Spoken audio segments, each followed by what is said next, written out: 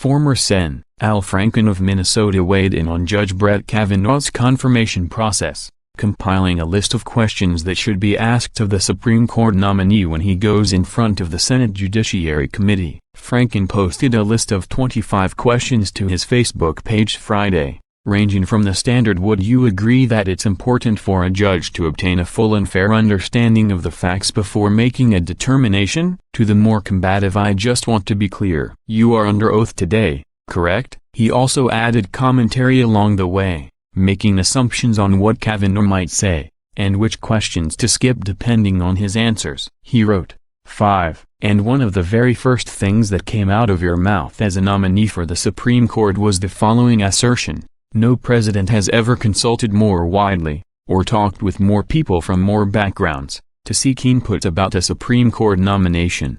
Did I quote you correctly? His post continued. This claim, of course, was not just false, but ridiculous. The Washington Post's Aaron Blake, a Minnesota native, called it a thoroughly inauspicious way to begin your application to the nation's highest court, where you will be deciding the merits of the country's most important legal and factual claims.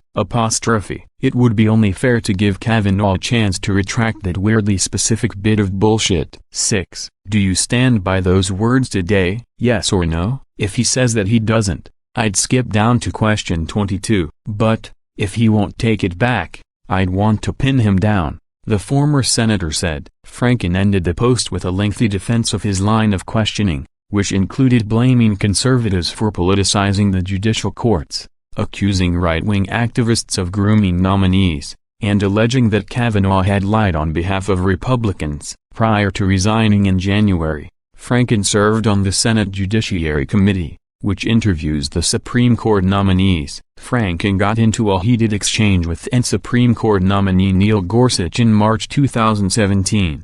During his confirmation hearing, Gorsuch remained calm and collected as Franken relentlessly sparred with the nominee over his dissent in a court case involving a trucking company. Franken was also visibly upset in a now viral exchange after he presented a legal pamphlet in an attempt to stump Gorsuch later during the hearing. Gorsuch, an expert on jurisprudence, ended up explaining to Franken the very terms Franken sought to introduce.